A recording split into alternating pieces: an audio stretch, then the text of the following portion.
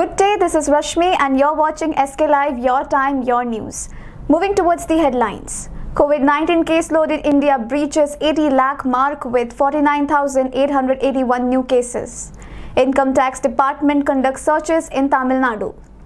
Choosing PM Modi changed nature of Indian politics, said Chief Minister Yogi in Bihar. Moving towards the headlines in detail. India's COVID-19 caseload surpassed the 80 lakh mark on Thursday, 18 days after it had gone past 70 lakh with 49,881 new cases, while the recoveries surged to 73.15 lakh, pursuing the national recovery rate to 90.99%, according to the Union Health Ministry data.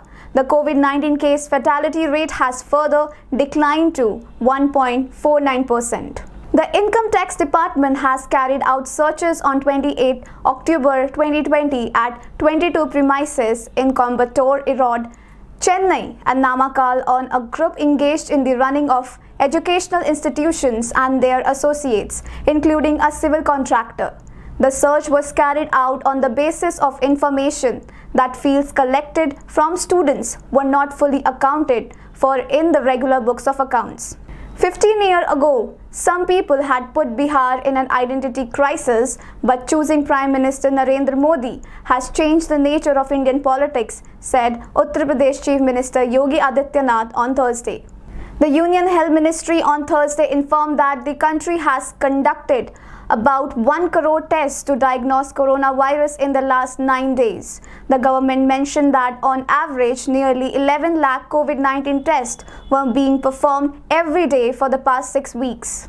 Two senior Congress leaders, Uttar Pradesh Congress Committee General Secretary Ankit Singh Parihar and former MP from Unnao district Anu Tandon resigned from on Thursday and attacked the top leadership and alleged that ideological structure of party changed since Priyanka Gandhi Vadra became the state in charge.